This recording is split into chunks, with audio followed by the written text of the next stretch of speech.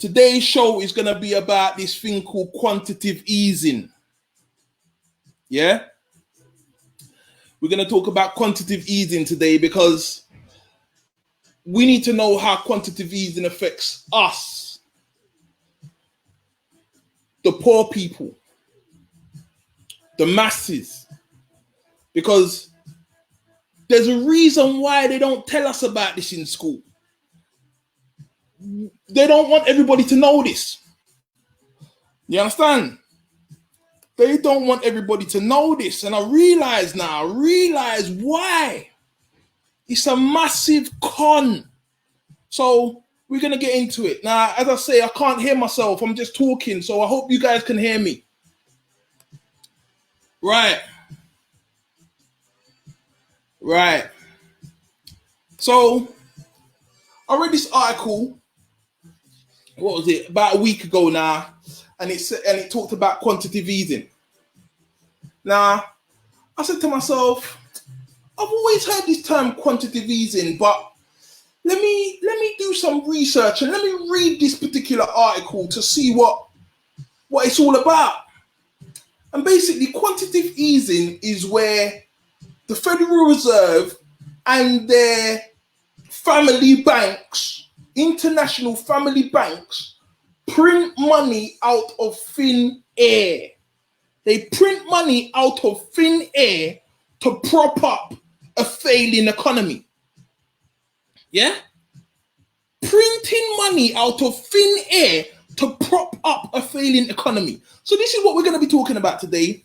And I just wanted to get a few little facts before we get started so that we're all clear and we're on the same page. And yeah, so this economic structure that we all operate by was basically created in the 1700s. Yeah, there was other variations on this particular model, but it was basically structured into what we have here today. It started in the 1700s, around 1760s. Yeah. So this guy, Mayor Amschel Rothschild, it was his brainchild with a few of his guys, a few of his friends, and they came up with a kind of idea what said like, boom, we need to create some kind of monetary system where we print the notes that everybody uses. Now, remember, the majority of us are out here feeling like the government are in charge and we pay our taxes to the government and the government in turn facilitate the X, Y, and Z what the society needs. But when you dig a little bit deep, you actually realize that it's nothing like it. There's absolutely no truth to that. So I'm going to break it down for you a little piece before we get started. So this guy, Mayor Rothschild, he had a few sons. And the sons basically, he made each son, when he died, he gave each son a certain sum of money, yeah? And he said, I want you to go to each major capital in Europe and open a bank. Yeah? So they went to London, Paris, Vienna, and Naples. Yeah? So they went to these countries, these major cities at the time, and they opened a bank. And they said, right, we're going to supply the country with money. Yeah? Now, the model, if you was one of the Rothschilds, it's a great idea. If you can convince the public to swallow something like that, then you're winning. And this is basically what they managed to do. Yeah? They got the royal family of the time on board. And with that support, they started winning. Now, I mean, the story is deep, and when they position themselves in a position like this, then if you take any time to think about it, the possibilities really become endless. Yeah? When I say the possibilities really become endless, you have to understand now, if these guys are printing the money, they put their associates, their friends in charge. Who's really in charge? If they're printing the money, the governments of the time are facilitating the community, facilitating society, and posing as the boss, but they're borrowing money from an entity that loaned them the money with certain stipulations. Who's in charge? And this right here is where we find ourselves today, moving forward many hundreds of years. They killed quite a few people in the process, honing their idea, yeah, and people who tried to oppose them up until as close as man like Gaddafi, like they've all found very horrible endings. So I mean, without getting too much into that side of things, I just needed to give you kind of a little breakdown of this institution called now the Federal Reserve Bank, yeah, controlled by the Rothschilds, and this thing called quantitative easing, what they're forcing on the people right now. So let's talk about quantitative easing. Quantitative easing, because we haven't been able to go to work as we do, we haven't been able to live the life we've become accustomed to. The economy's basically collapsed. It's in pieces. So we, the lay people, we need to pay our rents, we need to pay our mortgages, we need to pay for the basic necessities, our electric, our gas, our water, our internet, our phone bills maybe, our petrol. So these things that we haven't been able to pay for because we don't have the money, this thing called quantitative easing now comes in to apparently prop us up, prop the people up. Yeah? So what are we talking about now? We're talking about these same guys, the Rothschilds and their associates, printing money out of thin air. Printing money out of thin air. Okay, sorry. Nadine says, anyone who wants to get real-time info on politics, watch X22 reports on YouTube. Just watch the last 10. Okay. Right, so this thing called quantitative easing now. What happens is the Federal Reserve print trillions of dollars and pump it into the economy. Yeah? So they're giving guys like us this money so that we can continue paying our rents, continue paying our mortgages, continue paying our gas, our electric, our internet, etc., etc., etc. Yeah? But there's a problem with this quantitative easing. The rich who have got disposable income are in 90% of the cases the same people who we're paying our rents to, our mortgages to, our facility bills to. You understand? It's the same guys. So let's think about that.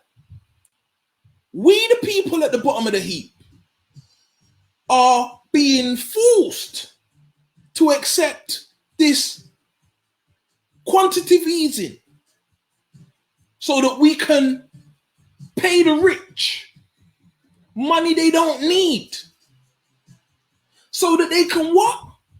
Become more rich. Look, let's break this down. You've got guys like, you've got Virgin, you've got all of these gas suppliers, energy suppliers then, yeah? Guys, rich guys own a bag of property. And then we the people, are going to pay these guys the money that we're paying them anyway, but they can't then plow that money back into the economy because there's nothing for them to spend their money on. Can you see the problem with this thing called quantitative easing? It's a real big problem, quantitative easing, family. Yeah? Now, I'm telling you guys this because I want you guys to understand something. Yeah? Like, it's not no coincidence they didn't teach us this in school, you know. I'm a little bit hot right now. It's not no coincidence they didn't teach us this scam in school. Yeah? It's not a coincidence. If they taught us this scam in school, then some of our parents would have decided to teach us a little bit differently. And this is why I'm here right now. This is why I drove for a big man like Dean. And Dean's in the building. I'm gonna join Dean to the show right now, to be fair, because I'm hoping that when I join Dean, I'll be able to hear myself, because it's a little bit weird me talking and I can't hear what I'm saying. So, Dean, let me see if I can. Dean, can you hear me, Dean? King. Loud and clear. Can you hear me? Can you hear me? You're good. Loud and clear. Yo, Dean. Yes, sir. Cutting out. I can hear you vaguely. Loud and clear. I'm looking at you. You can hear me loud and clear. No bongo. It's cutting out a little bit on mine. It's cutting out on your side. Maybe. Yeah, I can hear you. Excellent, brother. What's going on, brother? Hey, thank you for joining the conversation today, like you're a man. You're such a learned brother. Yeah, like I've wanted you on the show from the start. Now, the reason why I didn't is because the foundation needed to be set right for a man like Dean, you know. No, it didn't, brother. No, it didn't. It didn't. Yeah? You're making me prettier than I am, and all you needed to do was put up the backlight.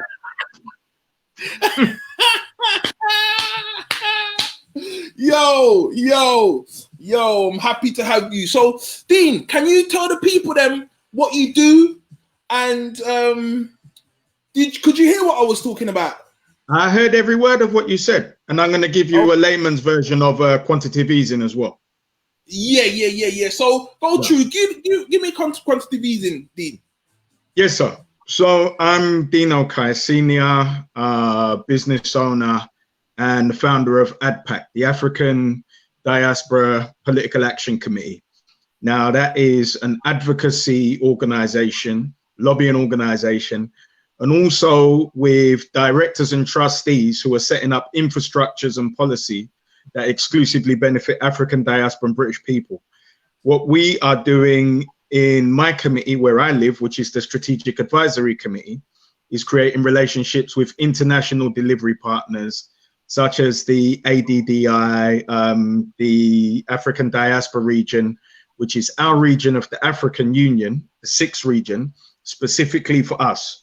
So I don't look down so much on what these Yiddish men did, because we're about to do exactly the same with international delivery partners, with the blockchain, with cryptocurrency, and also with African banks that will be able to free up the movement of African funds. At the moment, we live within the Yiddish SWIFT system, which was created and architected by Maya Rothschild and his sons.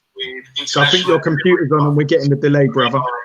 Blockchain with cryptocurrency. You're going to have to turn your computer down, or we're going to get the echo. There's 2 Deans in the building. African funds. At the moment, you're going to have to turn it down, brother, because there's 2 Deans in the building. You got the echo from your computer. And you're being a real rookie, baby. Yeah, I'm back. Sorry. Turn your computer down, brother. No, not at all. Just turn it down. Yeah. All right, talk to me. Okay. So, ADPAC are raising money on numerous fronts now. So institutional money, money from the public, and in a couple of weeks, money from our membership. So we are setting up things like credit union, which is a national credit union, and that will utilize the currency that we have, which is the Sable Cent coin. So where you might queue up in your bank, where you might ask permission in your bank to do particular things, you won't do that anymore. Once your identity is verified, African Diaspora internationally have freedom of money movement through our wallets, which is a digital transaction. So as grown adults who can cross a green light without getting run over, we don't need anybody to babysit our money or give us permissions for anything that we need to do with it. And what Europeans who act as wealthy criminals do is use off-ledger banking, which is normally associated with money laundering, which is what they set up on the islands, which is what saved Britain after World War II. So I'm not going to skip ahead. What I'm going to do is I'm going to digress, and I'm going to deal with the national economy for 30 seconds. So when you think of the economy, it's kind of like a car battery. That kinetic energy needs to be a constant. And if you parked up a car for a year, the battery would die. Now, what you'd need is a jump from an external car battery. You have to pay for that, you know. It's not free. So now, when they come to give you that boost, this is where the bankers come in. Now, they charge interest as well for that quantitative easing. As Chris said, quantitative easing is just printing paper, trillions.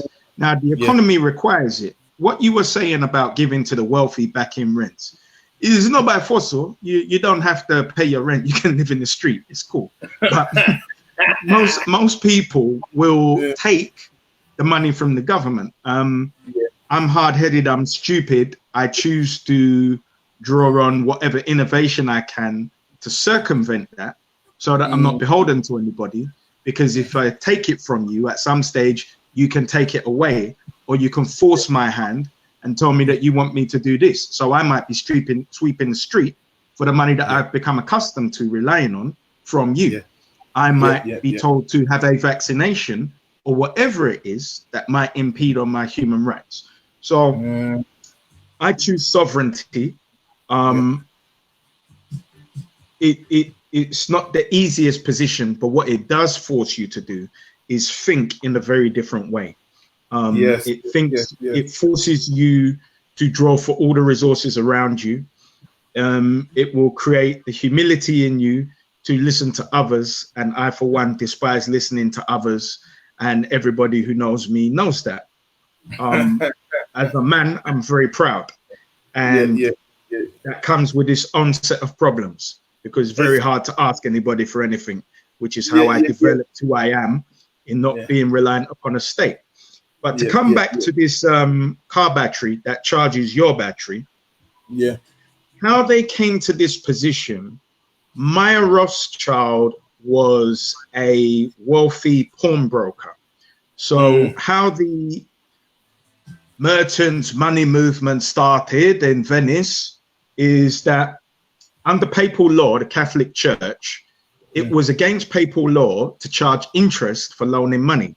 So they used to rent the money stalls to the Jewish merchants.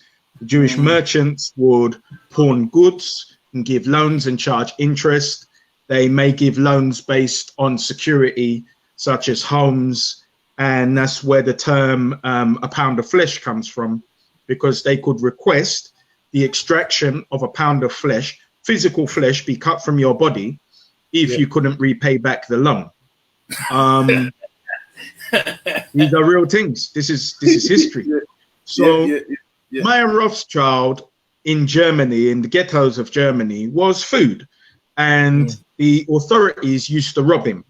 Now he had 20 grand coming in, which was a big shipment for him.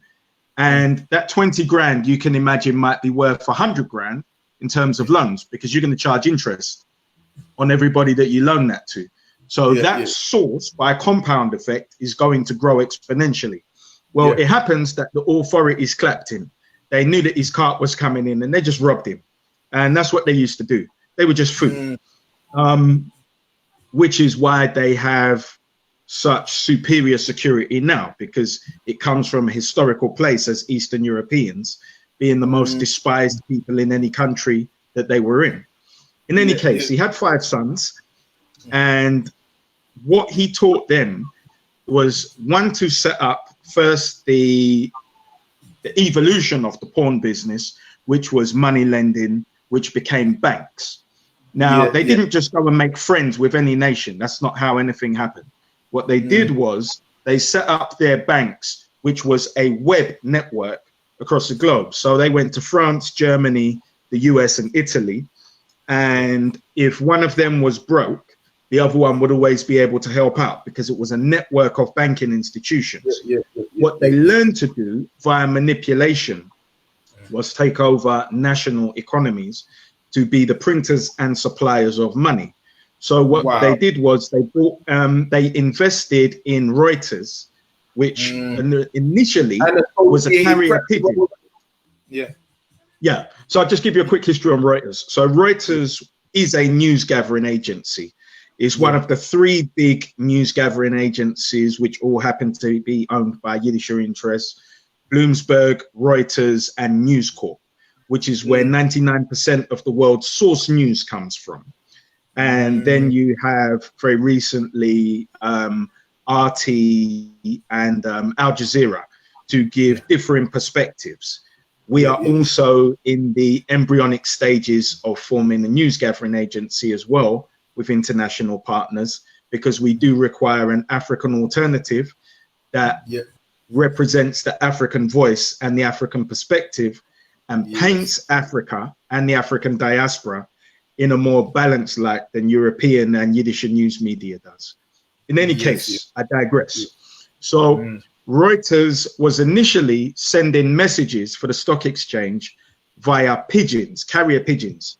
They used to put the message in the ankle, and that might take a week. So the news is old. What Reuters did, the man who created the company, is he created the telegram wire to be able to send that, and it comes down Morse code to give the results initially for the stock exchange. Now, inventors need investors, right? The Rothschilds. So with a controlling stake in Reuters, what they did was report for Britain that France had won the Battle of Waterloo. Had won. Now, when that report was made, which was a false report, you can imagine what happened to the British stock market. It crashed and it plummeted. And that financial tsunami led to wealthy people selling their assets for pennies on the pound. And who was there to pick up the pieces? You buy everything very cheap. It's for pennies on the pound. And the Bank of England was one of those assets that was falsely acquired. And then after the deception comes the facts. Britain won that war. Absolutely. This was a couple of weeks before the 24-hour news age, in any case. So you can imagine what the domino effect of the stock market was. It rose right back up. So their wealth grew exponentially. Now, when a man truly seeks power, he also invites paramilitary elements. Those are assassins who can take out any adversary, such as leaders who are being a bit prickly and won't play ball. One of these leaders was, what is the president's name who was shot in the theater? Is that Jackson? No, Jackson? alleged. We like to align his name with freeing slaves. Abraham Lincoln. Abraham Lincoln. Now, because of the Civil War, and I'm going to be very brief with this history lesson. Because of the Civil War, Abraham Lincoln wanted to print greenbacks. He wanted to take control of the economy. And they wanted to create their own money and have that sovereignty back. Unfortunately, he suffered instant memory loss, and the greenback was a short-lived dream. So Kennedy done the same thing, didn't he? Say that again? Kennedy done the same thing. Kennedy was a little bit different. Kennedy embarrassed the CIA after the Bay of Pigs, which was the invasion of Cuba, which failed. And because he had no knowledge of the attack before it took place, irrelevant. He had to take responsibility because you're the president of the United States. And what he said was, there will be no shadow government. There will be no secret cabal of men. And that's why he suffered instant memory loss. And the head of the CIA at the time was George Bush Sr. So if you want to look for the source of his memory loss, look no further than daddy to George Bush Jr. 100%. Okay. 100%. So we don't, look, follow the money. We don't need to waste time with conspiracy theories. A term, again, which was created by them to keep the light off of them. Because it's just like calling a man who is successful a show off. If that embarrasses him, then he's an imbecile. It wouldn't embarrass me. I just continue to make money. And if I were correct within my assertions and theories, I just continue to present them. So it's all levels. In any case, I digress. So the Fed is one of those organizations, again, that came in by stealth. There are many avenues to manipulating men. So you can blackmail men based on their sexual predilections and recording their activities, which they don't only want to keep secret from their family, but also from the world. Now, when we saw recently a man hanged himself in his cell after, or allegedly hanged himself in his cell after being on suicide watch and providing young ladies for very powerful men, this was such a man who used young ladies and the sexual exploits, possibly pedophilic exploits, to blackmail people for more powerful people, which is more than likely why he felt the need to hang low. So the Fed, when they took over the gold reserve, also lobbied to pass legislation that made it illegal for citizens to own gold in the United States, which means they had to trade it in for paper cash, which that was worth sweet effect. Wasn't it? 1933. Say that again? 1933. The Banking Act of 1933, which betrayed the US Constitution and handed over to the Federal Reserve, which is a private entity who has never undergone one audit in the history of its existence. The trade-off for them printing money is that the human capital, which is why we call it human resource, became that car battery. They earn the money, and then their taxation is what keeps the nation going, because government generates $0 revenue whatsoever.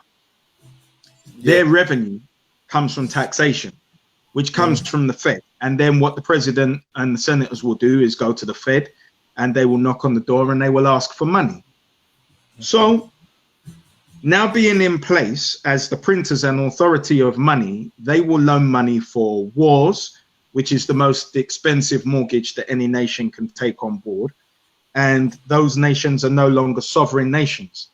A nation's ability to print and control the flow and transactions of its own money is the most important commodity within being a sovereign nation. If you don't control that, you're not sovereign. So when we are all looking to the ECOWAS and skipping through our hands, saying there's going to be one note, Ghana, Nigeria, Guinea, all these. So hold on. So who prints that? France. What is it pegged to? The euro? Well, anyone who had a modicum of intelligence as an economist would not only say it should be pegged to gold, but you don't even, as I know through sovereign colleagues, you don't even have to mine the assets.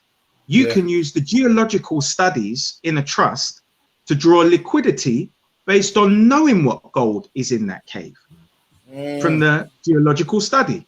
Now imagine if we said we're going to control our own cryptocurrency, and we have a mass of geological studies from all across Africa, which isn't worth billions, it's worth trillions. Now, when we say, oh, Africa doesn't have trillions, we sound like children, because the Yiddishers who have their diamond outlets in New York, where is it coming from? Get it from Africa. So we're clear that via the geological studies, the wealth is there. Now, how do we release the liquidity of that wealth without even mining it? You take the geological studies, you create a bond, a banking bond based on the wealth within those geological studies, and you release it through your cryptocurrency, and you're just printing money from thin air, except it's for the African diaspora, not for Europeans to benefit from that wealth. But that would make Africa the greatest super state on earth. It would make China, by comparison, make Yoda standing next to Darth Vader. So in knowing this, everybody purchases leaders who, by their qualification of nepotism and tribalism, are nothing more than cheap prostitutes. And based on the fact that they're educated in Blighty or France, whether they're Francophone or they have a European lens for their own people, which is why they will siphon money from their countries, put it in European countries, banking institutions, mainly off ledger, die, and then the banks siphon that money off.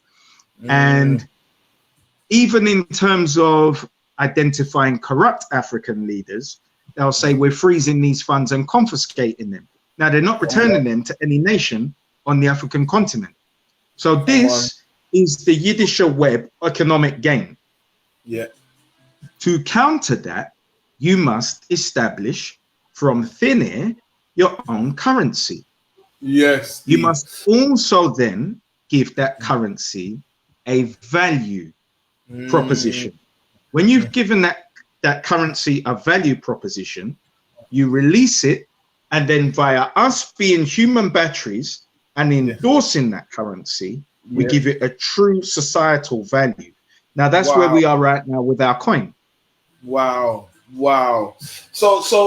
Dean, right now, I mean, when you told me this, however many months back, I was so impressed. You remember we've talked about this, how you are that guy that need to be careful, and we need to create 1 million of you Like, so Me and Nana have created the leadership program. Right. A formal succession plan for leadership. So we're no longer relying on the head, but a hydra where there are many heads. Yeah. It's a must. It's a must, because the information, I mean, your knowledge, I don't want these people to look at just you and say, right. You understand? We want so many guys that they don't know who to look at. You understand? This is why we create the institution, brother. And by the youth wing of ADPAC, we train leadership, but also to position that leadership within their institutions. Yeah. Hey, brother, this what you're talking about is music to my ear, and the people them are just showing mad love right now. So how do we help ADPAC grow into the monster it's going to? What do we need to do? The first thing, visit the website. And my thing is always this, is not by force. What I do personally is I align myself with what resonates to me. And anybody who contacts me, as you know, if it is exclusively for the benefit of African diasporan people, I will be interested. Over the past 4 years, I've had a filtration process of working with the people that I work with currently, who we've brought on board as directors. So a national directorship of ADPAC and the trustees, and then regional chairs.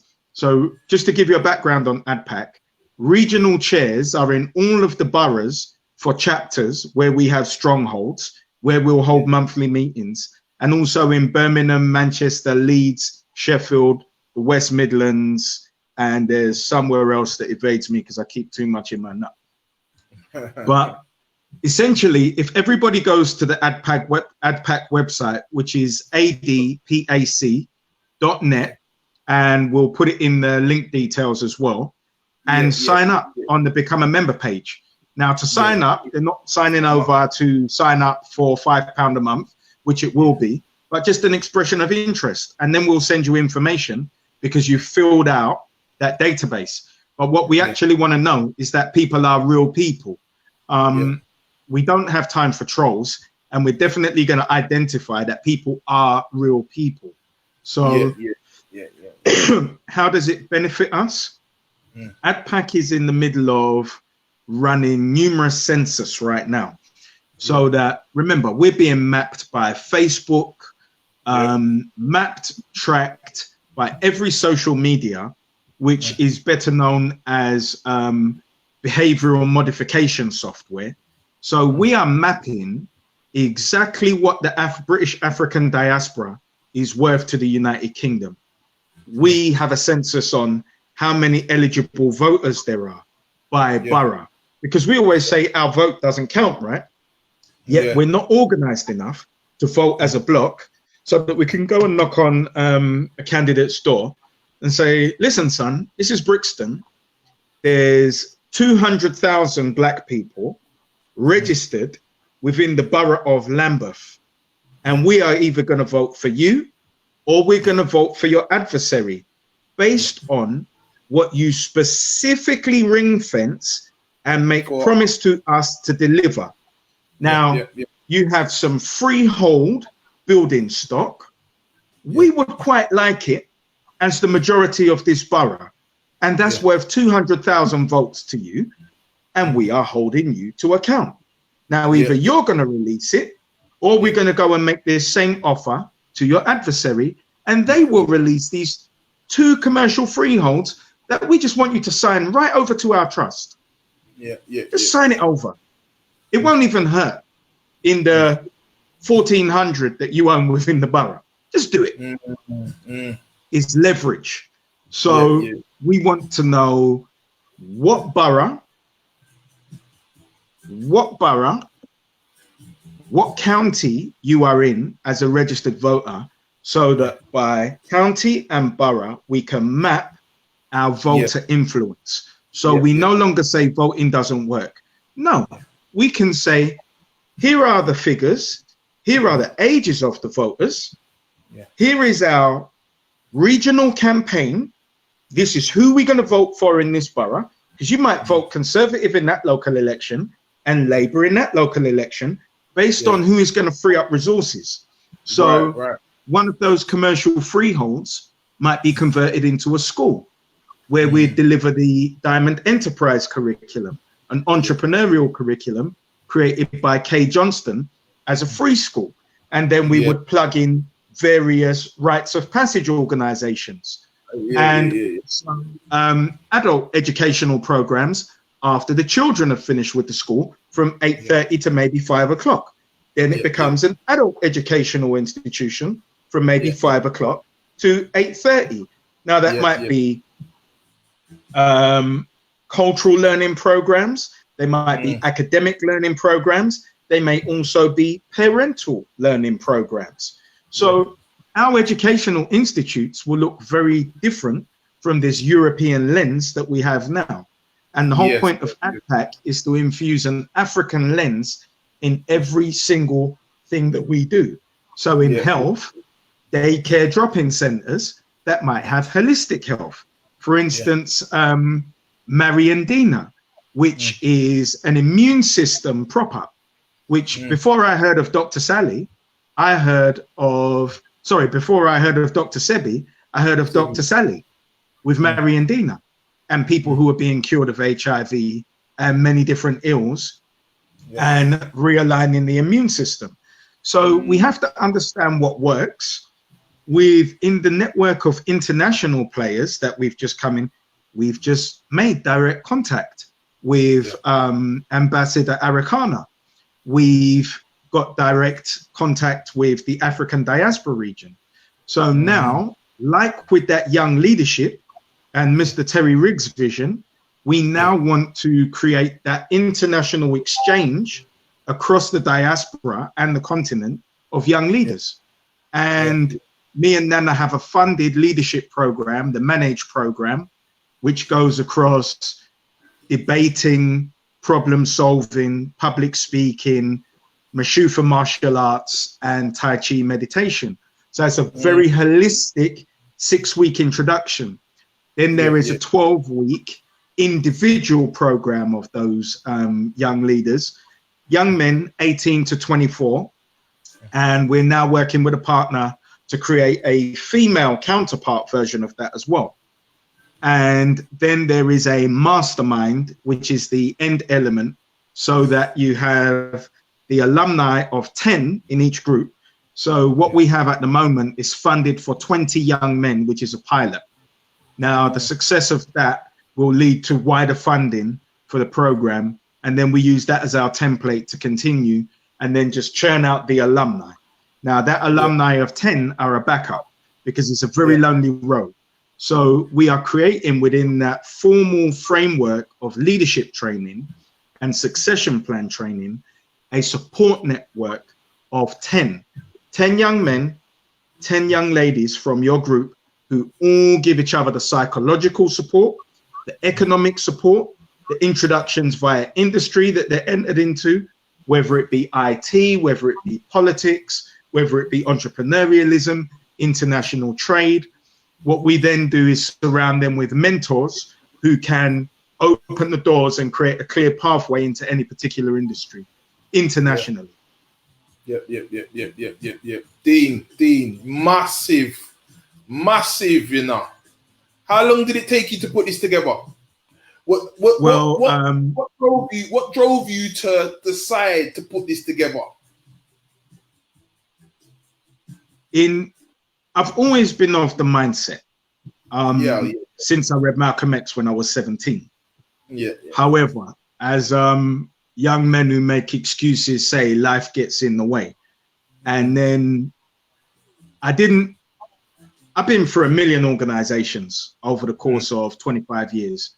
I dipped into the Uhuru movement when I met Amali Yeshatila when he came to Britain in, I think, 2002 or 2003. I started off in Panther when I was 18, Panther UK, in Landor Road in Stockwell. So I was always off the mind. But what I got tired of was the waffle of revolutionaries who told me they're not interested in money. Now, as an entrepreneur, on one hand, which is why Jay-Z's rhetoric always rang in my head, like Che Guevara with bling on. I like things. I like lifestyle, and I've always been entrepreneurial. And you know my peers, they're men of a similar ilk, just like Nana, which is why we get on like bum and bench, because we don't lie. We've come out here to get money, but we've also come out here to do virtuous work.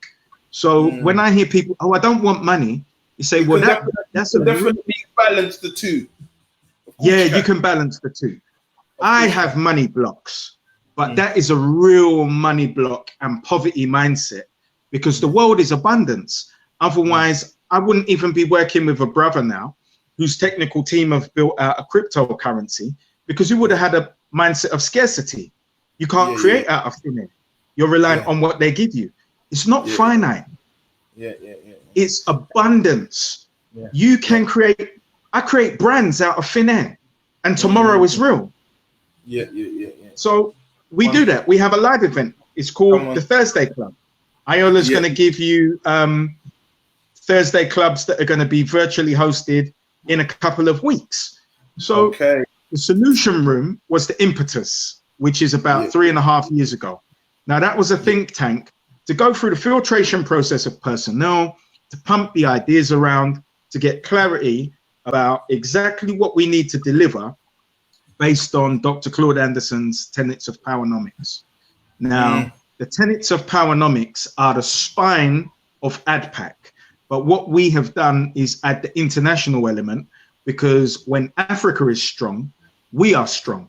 Now, I don't have any romantic notions about the continent, because if you land there with lilac daffodils in your eyes, your big, fat, juicy double whopper burger, your food, and they will 419 you out of your mind.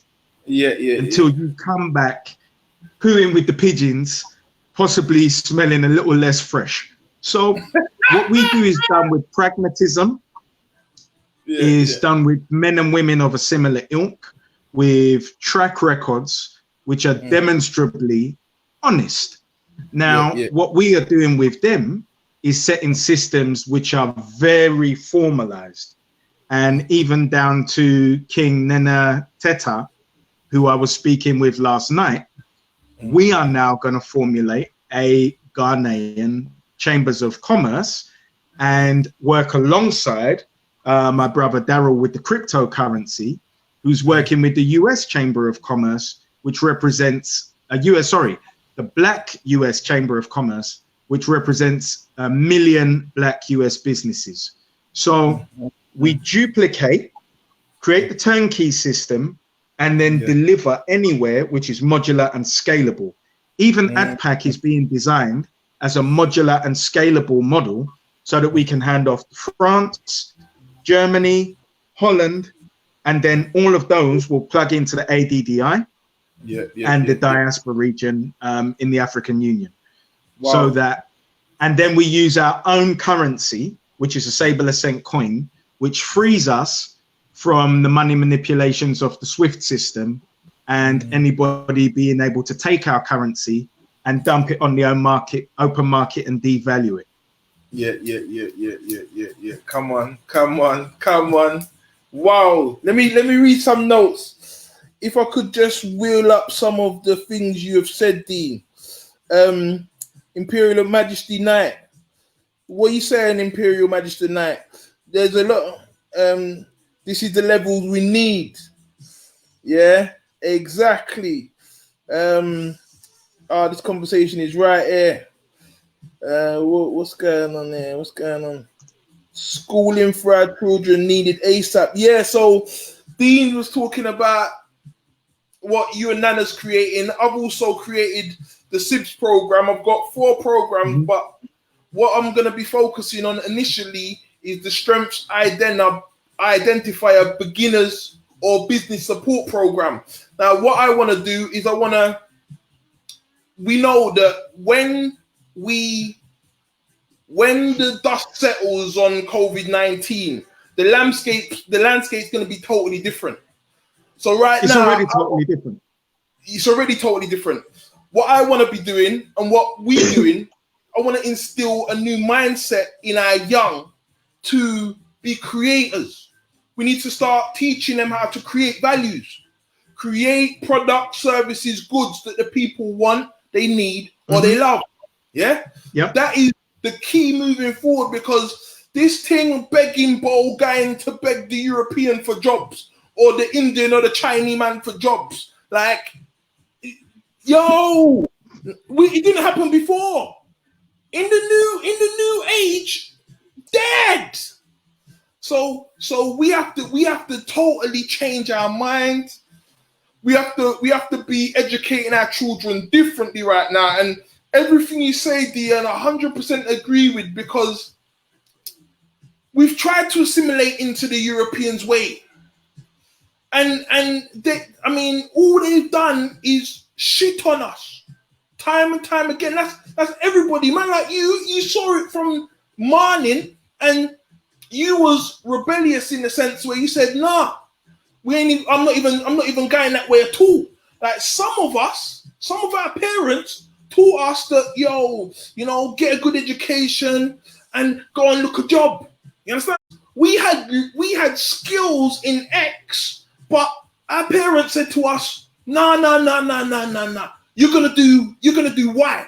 Yeah, you're gonna do Y because you can go and beg for a job." That begging for job thing is dead right now. It's done off. Yeah.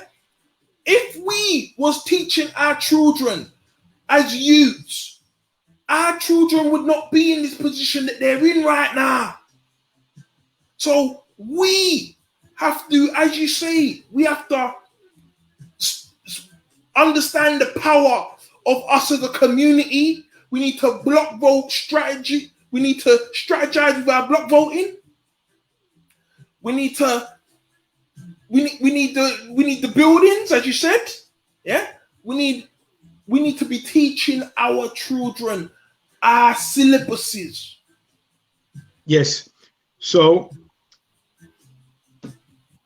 Access UK is a comparative on the educational front to ADPAC. And in working with Nana for 2 years, we've now acquired a year's funding to run the Road CEO program, which is about business acumen, compartmentalized business acumen.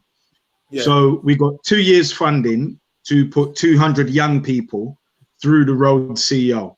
Now, the Road CEO will also be an app, which is hundreds of hours of African diaspora and entrepreneurs talking about every single compartmentalized area of business. So very similar to YouTube, but not having to eat the chicken and spit out the bones because you might get a bone stuck in your throat. So the whole thing is designed for the clarity of young people, but quite literally anybody will be able to use the app and gain business acumen. Now, it's not that we don't have the passions, it's that we may not have the particular acumen and mindsets to apply to those passions to monetize it consistently. Now, Dean, sorry, stay with that right there. And he just asked, where can we get the coins? Where can you get the coins? Yeah. So I'm going to put a link now with an article from the ADPAC website about the coin. And then there is a form that you can fill in and you will be sent details about the coin. So it will take you straight to the Sable Ascent website. So I'm going to put that in the link right now. It is a must that we investing in our people right now. Right now, the coin right now, because their financial system is worthless paper. We giving it the value by spending it. It makes sense. We give our own thing the value. Okay, I'm going to tell you an even more horrible story now. Cash will have less than 2 years on the shelf now, because the Bank of England have their cryptocurrency waiting in the wings for the pound replacement. Wow. Chase Manhattan have the dollar replacement waiting in the wings for their controls. Now, imagine if there is a global police state legislation, which means that you can be taken from your house, any property can be removed, you are questioned for your identity. If you can't produce it, you can be arrested, you can be sectioned now based on the say-so of one psychotherapist. Two psychotherapists used to have to agree. Yeah. Absolutely. Yeah. Legislation. So now they can section you. Now, if you were falsely arrested and they said, do you know what? We think this man has mental health problems as a way of targeting you. And you became erratic, like, I'm sick of this, I want to go home. That man's erratic. He needs to be sectioned and forcibly medicated. So make no mistake, we're not moving into a police state. We currently live in a police state where they've been testing facial recognition police drones between 12 a.m. and 3 a.m. so that you can't see them. They are there. Now, they've been tested globally. So do you think it's a coincidence that they had these drones with facial recognition software? Hundreds and hundreds of them in every Western nation that they're testing at night. Do you think that anything is by mistake? Or do you think that there was a collusion that created the atmosphere that we're in now, where the global phenomenon of people being locked down under police state legislation is being enforced with brutality in many countries? This is England. We're suffering gloriously. Don't get it twisted. I went to my shop today to pick up stock to sell on eBay because that is the evolution of my business, which is shut down overnight. So we've got to be innovative about what we do, and we must evolve to the marketplace. I say these things to give birth to ideas so that we start to think about taking similar tactics for our own survival to create our next incarnation, because we can't stop and say, well, now we're going to wait. Don't wait, because what is coming next will be you being fully compliant to whatever they ask or tell you to do to receive what they're going to give you. For God's sake, don't put yourself in that position. Surround yourself with people of a similar ilk. And if you happen to be depressed, don't surround yourself with people of a similar ilk. Surround yourself with positive people with ideas who are thinking about innovation and putting systems together specifically to protect their families, which you can adopt for your family, for yourself as an individual, that we can adopt for our people. So the people within ADPAC are vastly experienced. We had our first board meeting yesterday of trustees and regional chairs. So you've got people who've been instrumental in setting up credit unions, in working in systems placement in local authority, in writing policy within government. And now all of that wealth of intellectual capital is going to be expended in creating the structures within ADPAC to serve us on our behalf. Massive, D. Wow. Let me read some notes. Let me read some messages. What ages does this start from, please? Access UK, did you say? Okay. So Passion's asking about the young people, the road CEO. Rose. So the road CEO goes from 10 to 14, then 15 to 17, and then 18 to 28. I hope that was useful. It's pretty much a catch-all for business acumen. And if you've got children younger than 10, then look for Julian Hall's Ultra Kids, and Julian Hall will be a delivery partner in the Road CEO for the young people of 10 anyway. So what we do is we don't reinvent the wheel. Sometimes people think, oh, you're setting up a new organization. ADPAC was specifically set up, like they say, the one ring to join the 9 rings, because we're not organized. There's nobody more innovative than us. Nobody's smarter than us. They're just better organized than us. So you've got incredibly regular people with exceptional infrastructures that serve their communities beautifully. So what we wanted to do was set up an exceptional infrastructure to serve us beautifully with the most innovative and resilient people on earth. We are not seeking to be equal. We are seeking to surpass. Why not? Why not? We good enough. 100%. Well, we're not telling ourselves any story, and we're not asking. Any field that we step into, any arena where it's a level playing field, we excel and we surpass everybody else. So when we have our own currency and our own socio-economic ecosystem, I'm not asking anybody's opinion if we're going to surpass everybody else. And that is when we'll be called racist, reverse racism. They all stick together.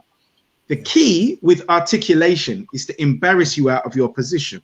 So I'll just give you a quick, for instance, when my son was born in the hospital before they release, right, he's going to have the vitamin K. No, he's not. Yes, he is. He has to. No, he doesn't. Sod off. Okay, you're right. No, he doesn't. He has to have the hearing test, the gun in his ear. No, he doesn't. Yes, he does. Are you asking me nicely, telling me you're begging me?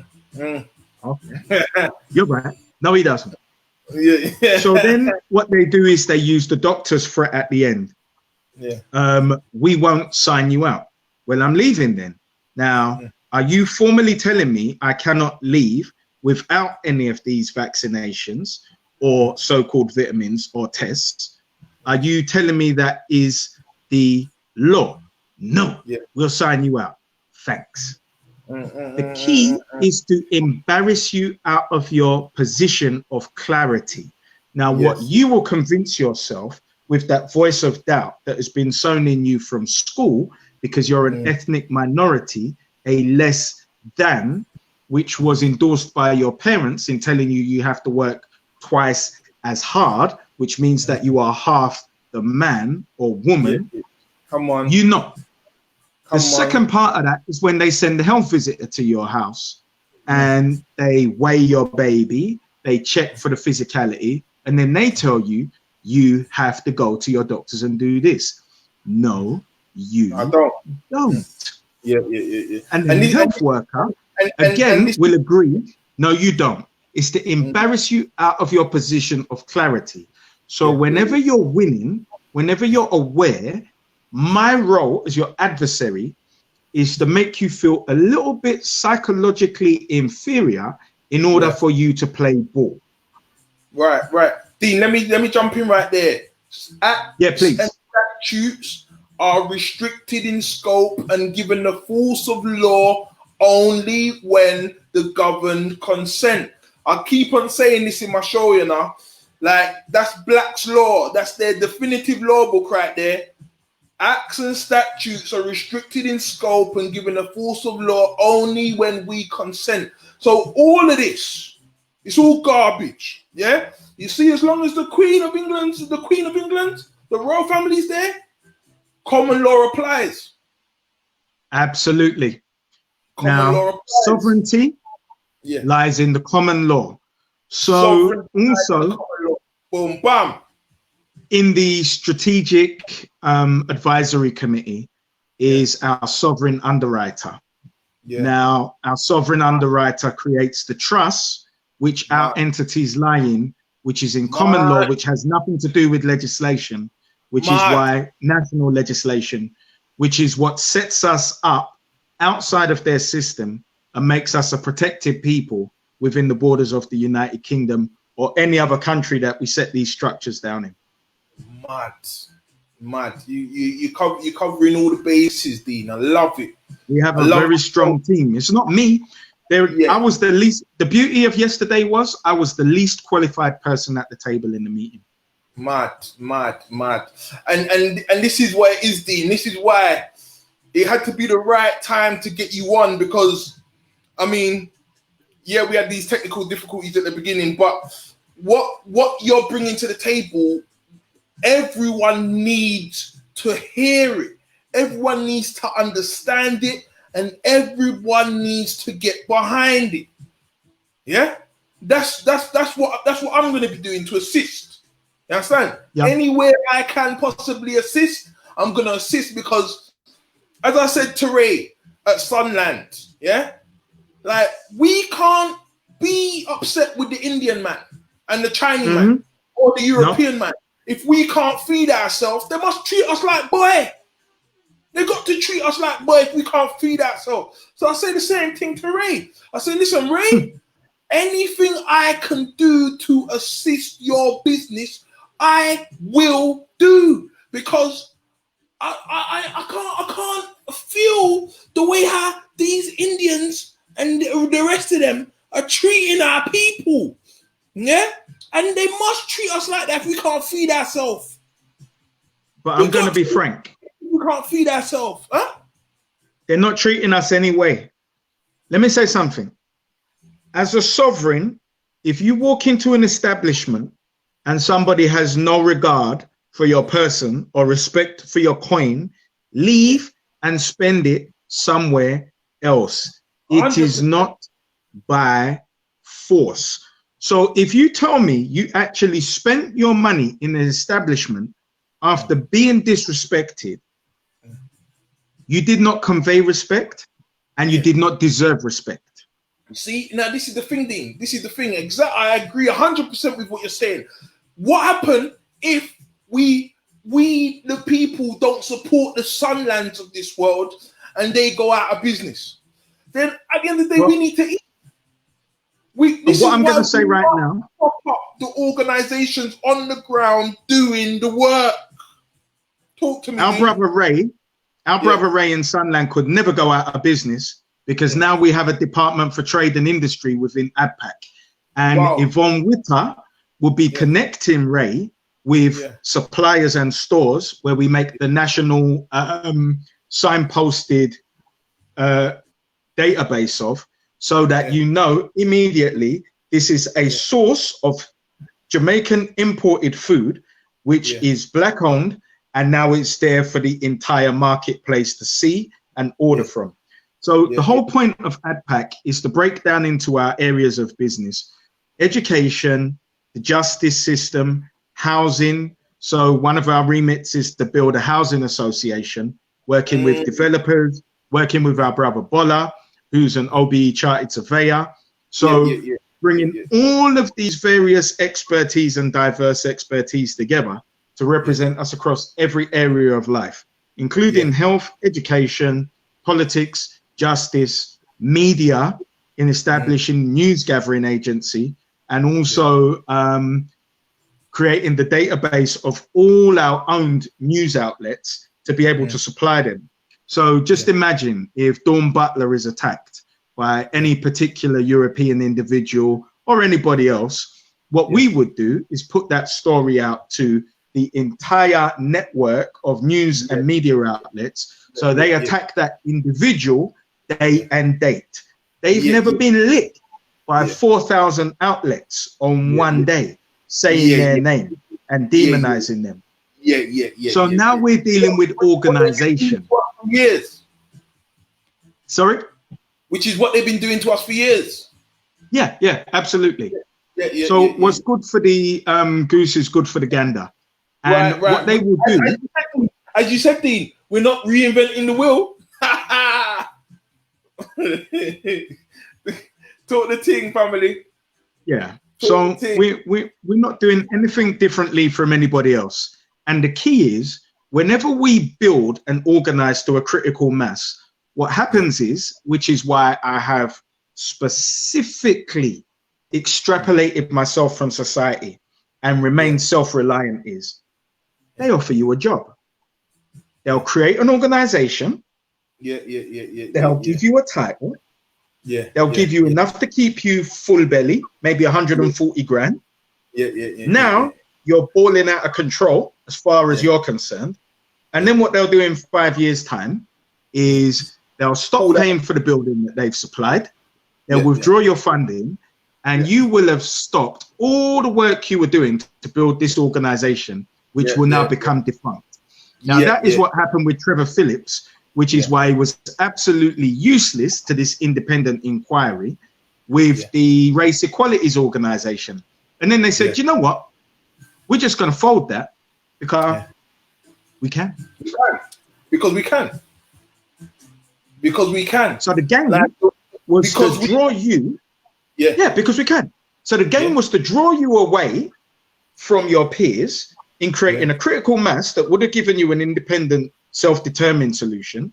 And because you bit the cookie, well, now you're just a prostitute for hire that we brass out and pass around. To all of our friends. So we'll put you on the inquiry. We'll give you a little bit of shrapnel for that. And you'll be a good girl, just like you are, because you're brass. This is where it is, Dean. Stay right there. Stay with that thought. 100%, yeah? The wage is them clipping your wings. We got to stop taking their wage and build our own things. 100%. 100%, Dean. Wow, you're big. You're big. I couldn't do what I do if I wasn't an entrepreneur. Yeah. And still, I'm not balling out of control. Like everybody is on the breadline right now. But I have learned certain problem-solving skills. Me now go start. This is it. Because, Dean, look, even me now, the government talked about, we're going to give everybody a certain amount of money from March when this fuckery started till June. Now I'm still waiting. Imagine I was waiting on these guys. I'd be starving right now. And then what I go on? And if I die of starvation, are they going to give that money to my mom, my children, my family? No. They're going to swallow that and say, he's dead. He's gone. That's it. You get me? Come on. People, then we got to wake up today as a matter of self-preservation today, you know, because what go on right now, they're right here leaving us to die regular. Like, so I'll give you an example even of that. The other day I posted in the group a lady that it apparently looked like she'd been suffocated and the doctors told her that she told her family that she had died, but they forced their way in and found that she was alive. Now, some people said, it's not the truth, it's this, it's that, blah, blah, blah. But I'm saying, like, I posted it, not knowing all the details, but what I did know is something similar happened to my son, innit? Like, my girlfriend at the time, she gave birth to our son prematurely. The doctor looked at him and said, your son's dead. When my son was not dead. It was an Indian doctor. Thankfully, there was a black midwife there. She said, no, he's not dead. We're going to try it. So I was about to smash his face in. But what I tell the people them this simply to say, we cannot trust these people no time at all. They mean us nothing good. They never have. So right now, we need to stop allowing them to cut our wings with this wage. As Dean said, they're about to done the monetary system. And that, I guess, is going to fall perfectly in line with this chip that they want to give us in our hands. They want full control. It won't be articulated as a chip. Yeah. Talk to me, Dean. What are you saying? Why would I tell you it's a chip? I wouldn't. I just inject you. Now, if you are aware of the radio frequency technology, they don't even need a chip at the moment to focus radio waves on you for you to hear voices that are broadcast in the air. Look at that. Which are set to your audible resonance. So what do you think will happen if you had a chip that could emit any signal in your body, a signal that could release your cancer genes? Remember, these are things that are in your body anyway. All they need is a stimulus, right? Now, in understanding that, that's the most sophisticated weapon on earth because they've all got codes, you're all numbered, and that's your digital ID. Well, to protect us within this system, one of the things that we're doing on the blockchain of but the blockchain was created for the currency, but we have the blockchain. So one of the things we're doing is creating the African Diaspora digital ID system. So we start doing it for the business owners. Then we do it for the people. Now, when we know that this is your genuine digital ID, you have the currency and your wallet. Now you have freedom of money movement and you're a sovereign because you have a digital identity. Currently, it just doesn't belong to you. It belongs to them. So they have one to entrap you, and we have created one to free you as Africans so that you can have international freedom of money movement, so that you can engage digitally on any platform, and you can't be shut down because they don't have any control of it on our blockchain. These are the same blockchains, infrastructures that will be set in Ghana, Nigeria, and when we do that, we'll surpass what they do with the cloud and internet in the West because we're creating the system from scratch, and we're going straight to blockchain technology. No middleman. So if you don't deal with the evolution of their plan, why would you go through all of that? Now, what Africa currently does, which is why our role from the diaspora is so important to go back and take our intellectual capital and experience, the reverse brain drain, is so that we take the technology which is available today, not where Boeing or any of these companies or Eurospace is selling outdated air traffic control towers to African nations at exorbitant rates, so the minister can take his kick and then kick back some to the director at the company. All loaned by the IMF. So then the country inherits the debt. The people are batteries for fuel for the debt. So ultimately, who's being robbed? And the natural resource. I mean, Dean, I don't understand how Africa as a continent can be so resource rich and be violated. So, like, I understand economic hitmen, I understand corrupt leaders, I understand. Dean, have you got anything to add to that? Because right now, Dean, I don't understand. Like, one diamond. Everyone's got one diamond. Go on, you do understand. You don't want to understand. I don't, because it's the worst form of treachery. Without complicity, no theft is possible. Without complicity. So now we come round to the conundrum of shadow government, which is all about economics. Shadow government is about the merging of economics and politics.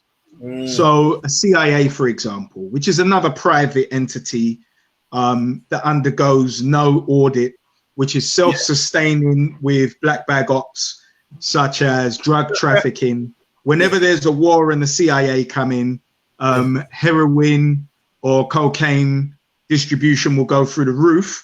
They have their own banks because they are granted their own licenses because they create sovereign jurisdictions in countries. One thing we also have right now in Africa is a sovereign jurisdiction. And what that actually enables you to do is grant your own banking licenses. Wow! Sovereignty.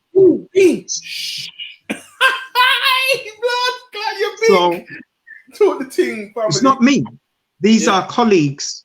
These are colleagues and team members and a network of people who've been working for the past 4 years. So we are no different in our thinking than those men who created these private entities. Now, another facet of that puzzle is private security. When you start looking at companies like Blackwater, who recruit from the military and then will place those mercenaries in territories to carry out their work. Now, that might be genuine security for corporations, which always turns into some human rights abuse in any case. It may be for wet work, which is to assassinate anybody who is in the way. and it may be to escort and babysit the proceeds of laundered money. Now, what's good for the goose, as I said, is good for the gander. Anybody with a concept of setting up private security can go and do that. Now, let me ask you a question.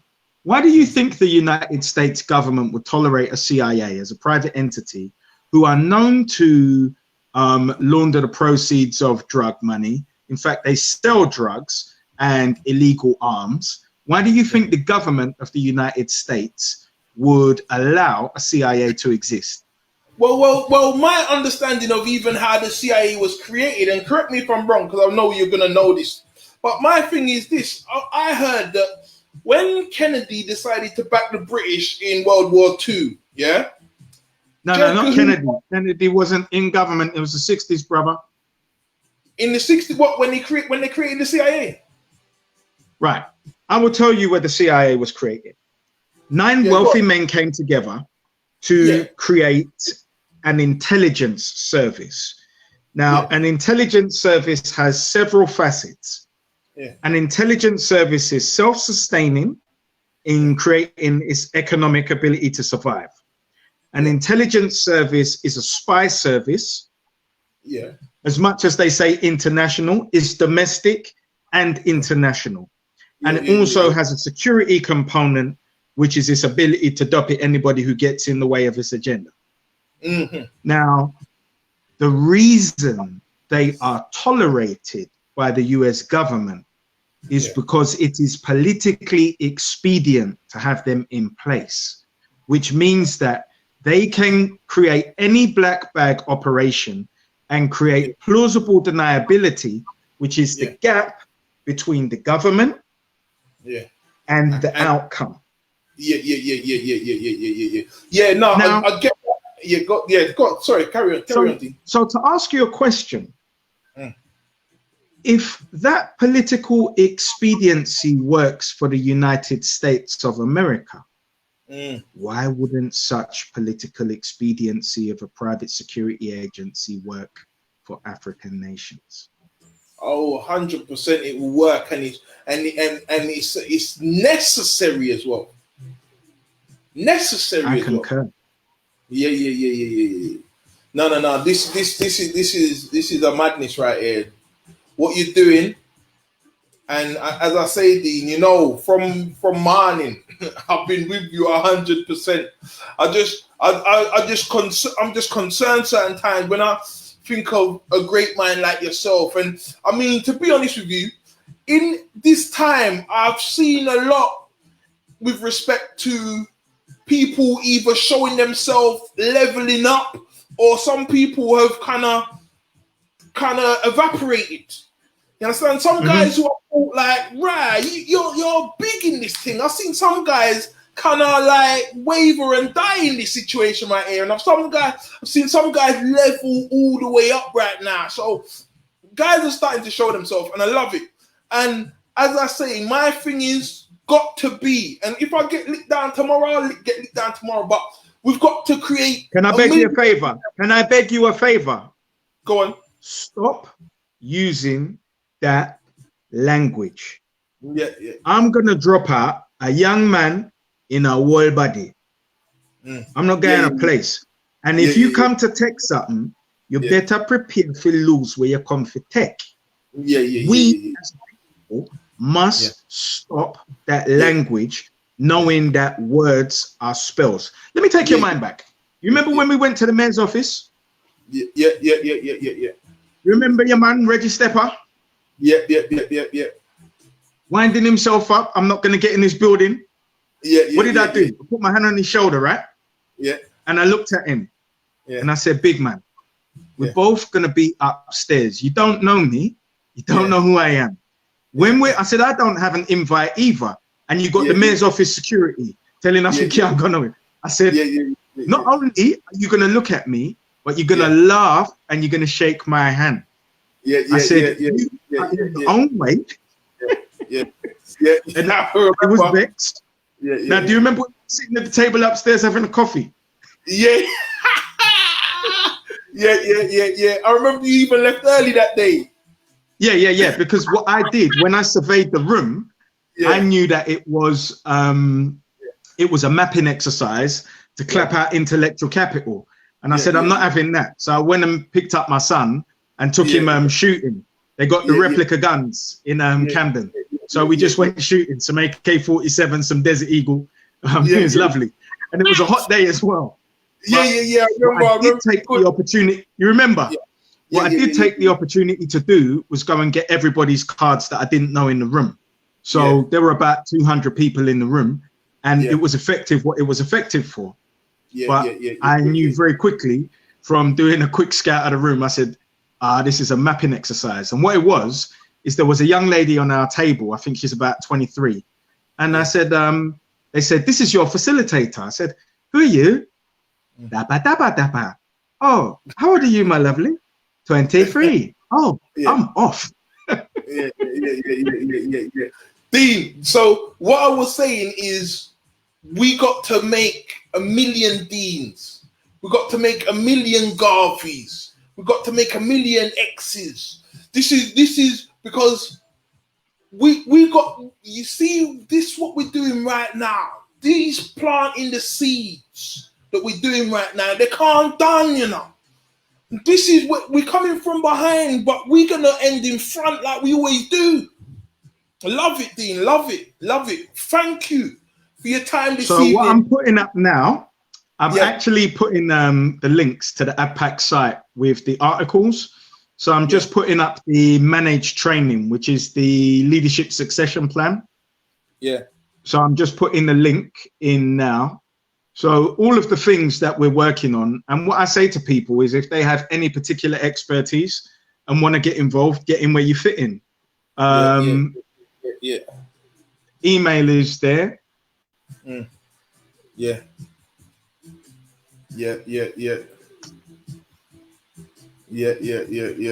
Dean, so it's quite literally the vehicle for our collaboration. All religions are accepted as we are African diasporans and diverse. We're not a monolith people because it's not about religion. It's about our spirit now finding a time where we want to make our people a protected group because we're not. We're sick of it. We've had enough. And we need everybody's intellectual capital, and people will get in where they fit in to each department, and then even down to the local chapters. And I was saying this the other day. We've got to take religion out of this equation right now. You get me? Like that has been used as a divide for too long now. You get me? Done the religion talk. We got to done that, right? I wouldn't say that. I can't come between any man and his gnosis any more than I can come between any man and his sexual predilections in a bedroom. It is not my business, so I don't get involved. All we require is the man. So I don't step into territory to divide. And the reason we use the term African diaspora is because it's an accurate description. It's not talking about tribe. It's not talking about nation. It's not talking about boat stop. It's not talking about postcode. There's no division. You are of the African diaspora and you are part of a 1.5 billion family. When Mr. Chang goes to Jamaica, he is Chinese. This is whether his generations are there for 5 or 6 generations. He's Chinese. No, when I say forget religion, I'm saying it's got to be race first. Absolutely. Our religious beliefs, we can have them, but we got 110%. To be race first. You understand? 110%. Yeah. Because what we are part of is a global racial economy. And as part of a global racial economy that we don't take part in, because the term defers that it is a race. So if you don't actually get in the stocks, you still finish in a position. First, second, third, fourth, fifth, last. And why did you come last? Because you didn't compete. Now, we are competing as a five-a-side team going up against the Premiership 11, who are using sports science, dietitians, coaches, mental, physical, and we're just not in the game. Now, ADPAC was created and established to get us in the game of competing. Competition is healthy. Don't look at a boxing ring and skip through your hands and eat that. Don't look at a 100-meter track and skip through your hands and eat that. Don't tell me about one Oprah. Don't tell me about one black lawyer, one black business owner. Systemize what we do so that we are in the race. The point of Access UK is to systemize our entrepreneurial education, is to systemize and raise money for our universal rites of passage. So since I've come across this concept now of rites of passage, African rites of passage, where you reach an understanding from being in the dark, transported into the light to become a man or a woman, should be universal for 100% of our children, irrespective of your one-parent family, two-parent family, £1 million income, or £1,000 a year income outside of benefits. Rites of passage delivers high cultural self-esteem, our cultural context within society. So irrespective of any racism that you're faced with, you have a basis which makes you a confident young man or woman. Now you're also introduced to society, mentors, and you're part of a community as opposed to living in a neighborhood where crimes happen against you as an individual. So one thing that ADPAC also champion is the systemization of rites of passage, and we'll be working very closely with Indaba, which is a 2-day conference that happens every year, hosted by Origin HQ, where all of the rites of passage organizations come together and talk about systemizing what they do. So now we'll work very closely with them as ADPAC and be promoting that event all the way up until it takes place. Dean, stay there. Let me read Imperial Majesty Knight. Thank you, Dean. Everything you have touched on tonight has been a chord struck and things discussed by us. You have resonated so much tonight. Thank Chris Sibia. Please, can you invite him back? Come on, family.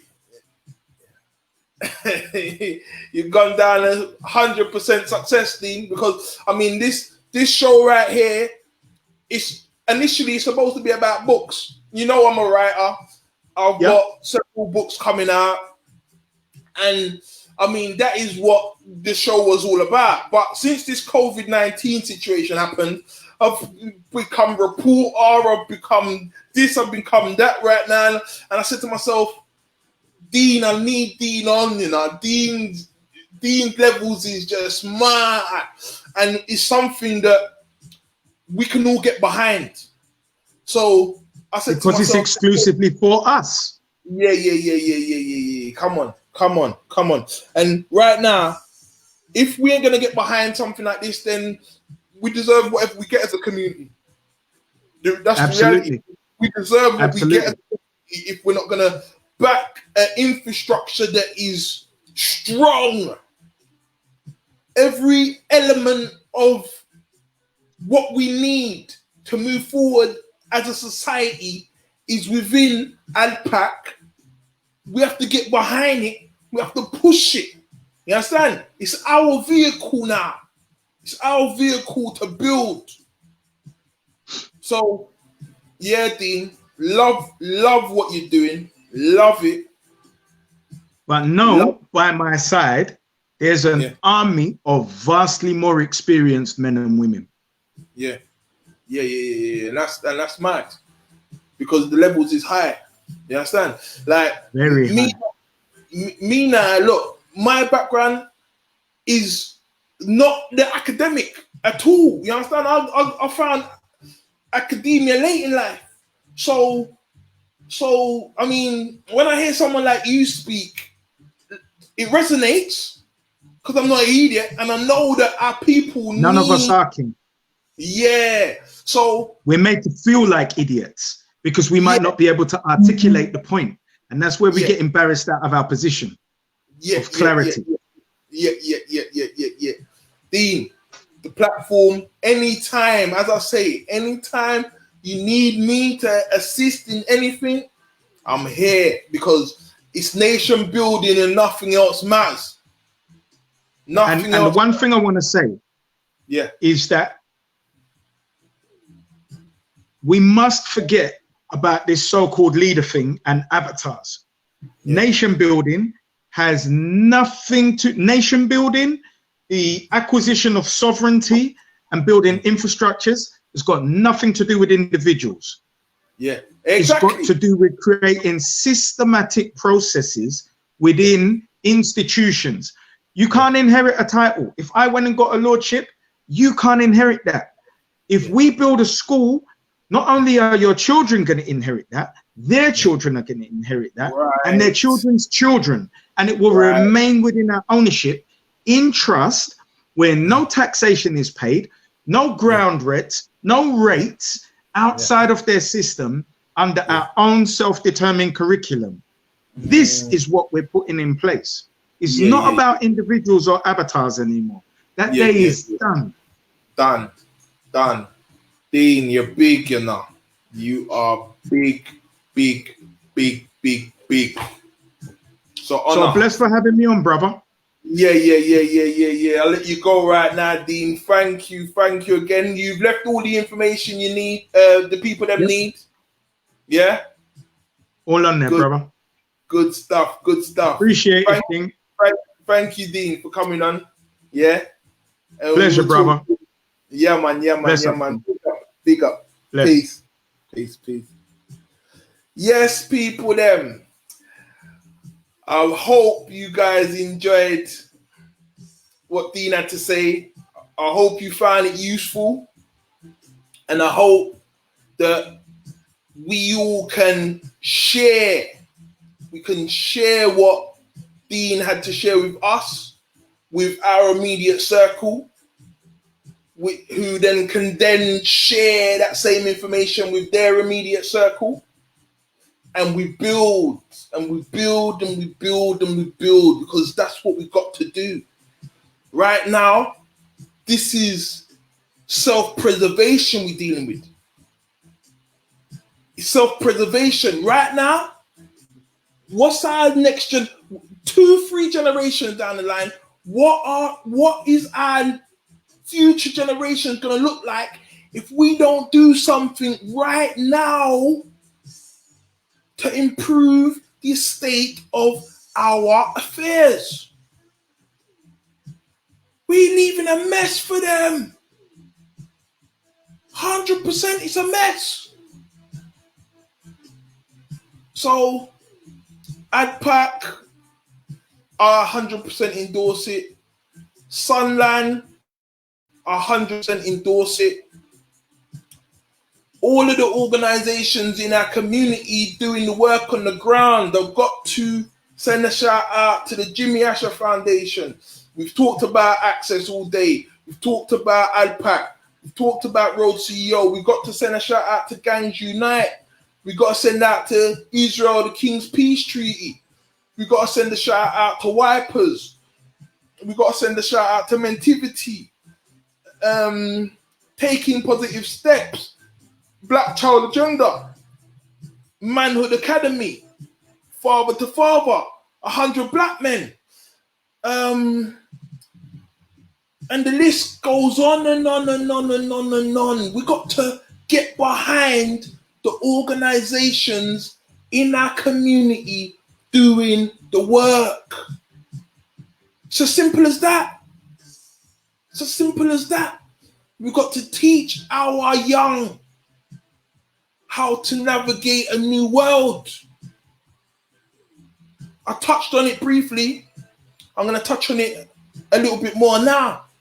We have got to teach our children how to supply people with products, goods and services. We got a phone. We got someone phoning in. 1 sec. Andrew, what's going on, brother? You're live. You still on the show? Yeah, you know what? Because I'm calling on my phone and I'm out of roll at the moment. So, yeah, you know what I mean? All right. People can hear you. What you got? What you want to say? Well, yeah, 100% fully, actually 1,000,000,000% behind everything that Dean just said, yeah? Yeah. And, you know, I know obviously all of this mad COVID thing is going on, yeah? Yeah. And I know a lot of man them, definitely do your research. However, this is my kind of stance on the thing, yeah?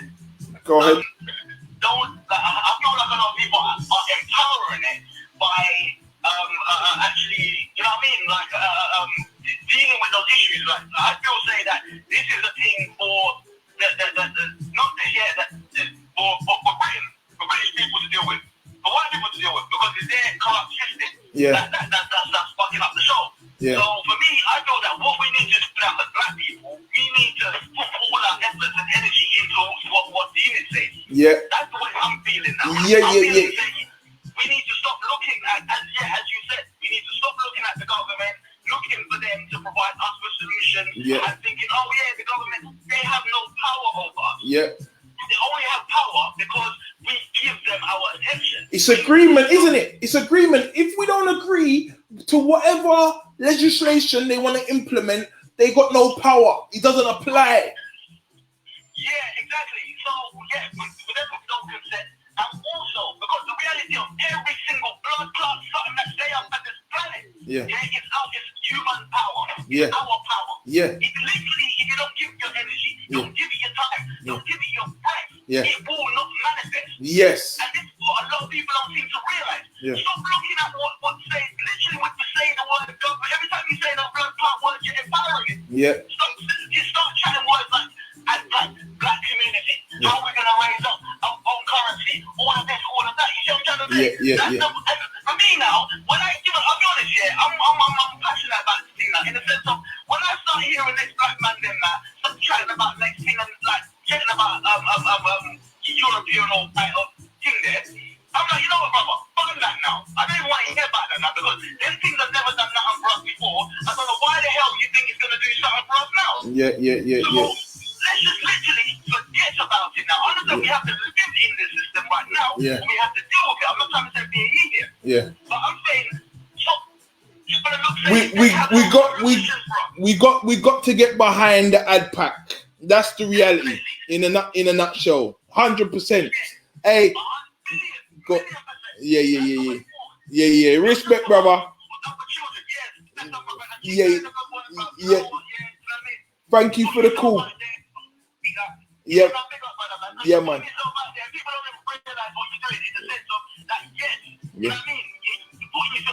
Yeah. Yeah. Respect, brother. Yeah. We chat. All the information for ADPAC is on the live, so you can grab that. Yeah, you signed up already. Say no more. Big up. Later. So I hope everybody who's listened in, I hope it's resonated. I hope you guys now take some action. As I was saying before, Andrew Holland, we need to be teaching our children how to navigate this new world order. Yeah? We need to be, I was speaking about this just yesterday actually. We getting onto our children about work our children are not doing without even knowing what our children want to do. Yeah? What I think we need to be doing right now in this time where we're on lockdown, we need to be finding out what our children want to do, yeah, and building those skills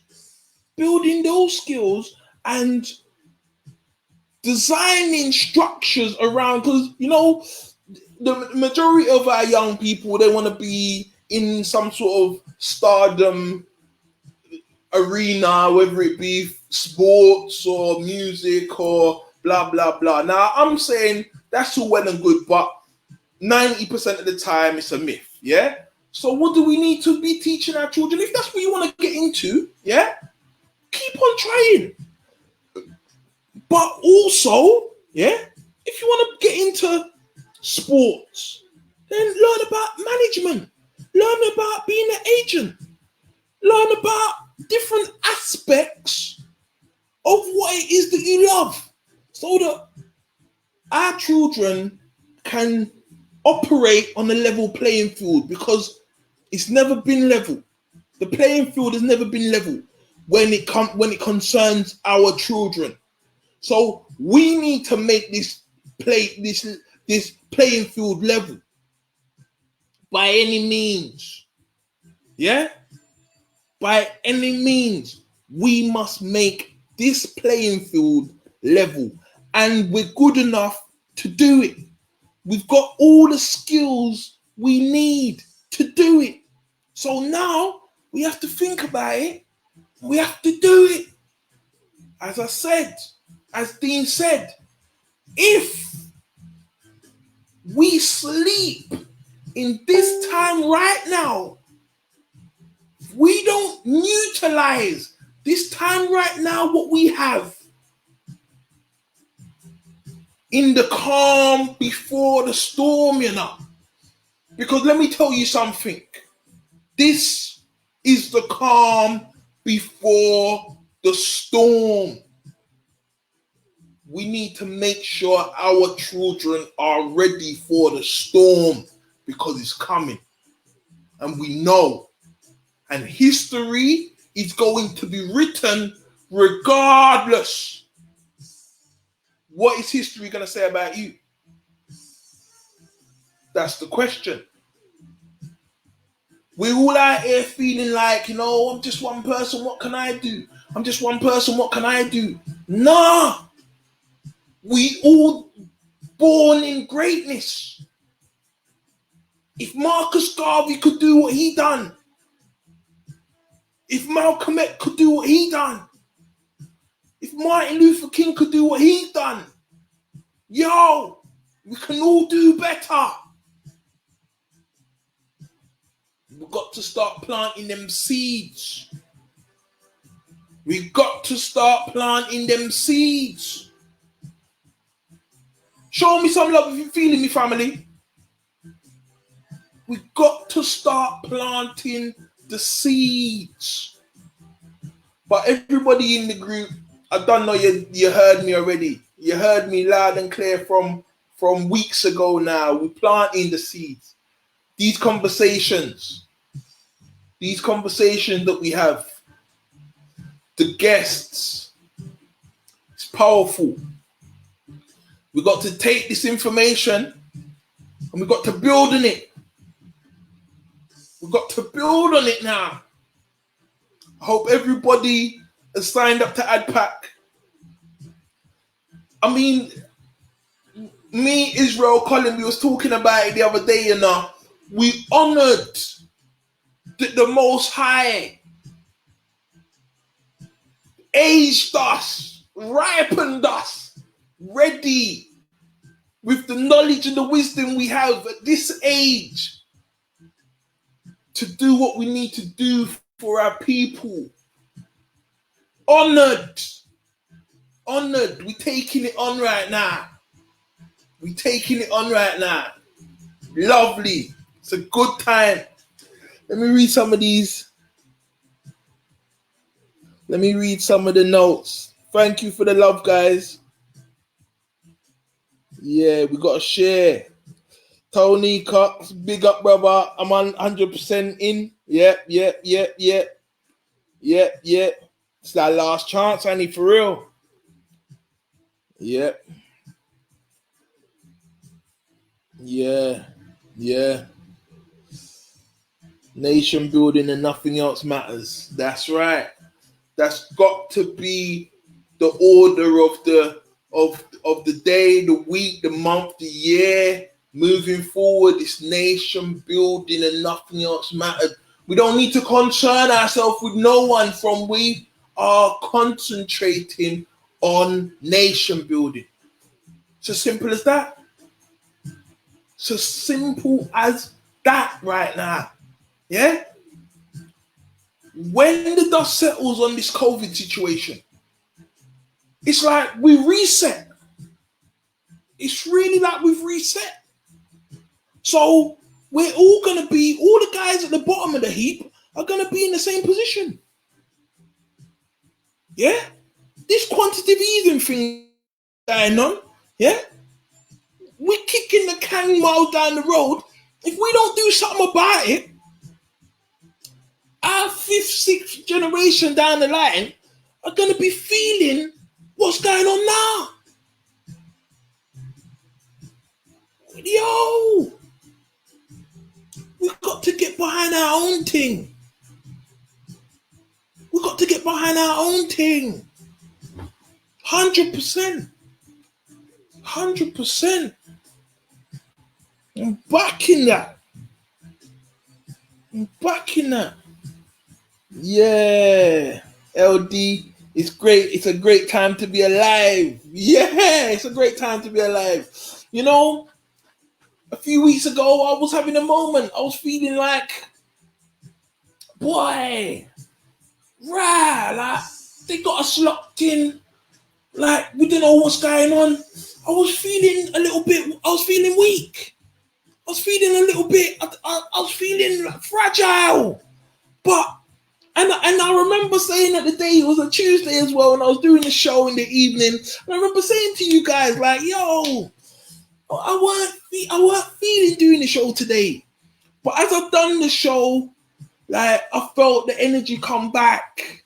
And right now, this is the reality. We have to help each other. We have to lift each other up when we're falling. And we have to keep on going. Because this is generational.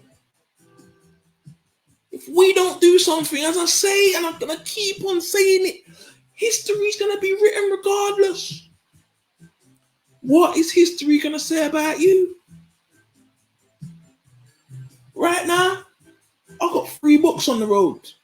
My business partner's got 1. That's 4 of our books on the road right now. Yeah? I've got many books coming. We're telling our story from our mouth. But it don't stop there for London's finest. It don't stop there. It's starting there. Because I'm a nation builder. And nothing else matters. You like that one? You like that one? Yeah. So, listen. From now till next week, yeah? This time, every Tuesday, 8 till 10, yeah? The Sibs show, yeah? I want you guys to think about what you can do to assist in nation building. Send me a message. Let me know. Is there any way we can help each other? Is there any way we can help each other? Because we've got to help each other. We've got to come together as a community. We've got to put down silly arguments. Yeah? The same time we do that, the same time we win. The same time. Yo, guys, thank you for spending your time with me. It's come to the end of the show. Have you guys got your books? Have you guys told your friends about these books? A product of my environment. It's on top. The lie that made me. In the beginning. Right now, while we're on lockdown, I haven't been able to generate as much money as I would like. I'm still doing bits and bobs. So I'm not starving, but if you guys could support, it'd be much appreciated. I'm selling I'm selling the shungites now as well. So if you guys know about the shungite, protects from the radiation, send me a message and we can talk about that. We've come to the end of the show, people. Thank you for tuning in. Same time next week. And on Sunday evenings, I want you guys to tune in to Annie Grab Your Mic. Yeah? Big up. Thank you for tuning in. Next week, same time. Yeah? I don't know what we're going to talk about yet, but I'll let you guys know. Peace. I'm gone.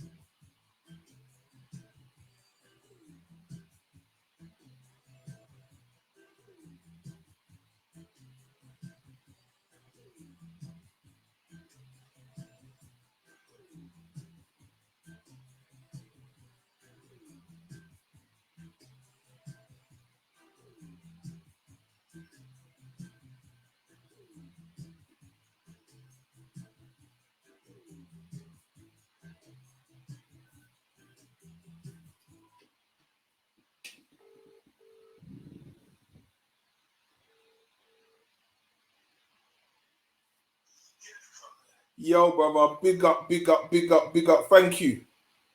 Thank you, big. Yeah. Nah, you was getting mad. You was getting mad, Ray.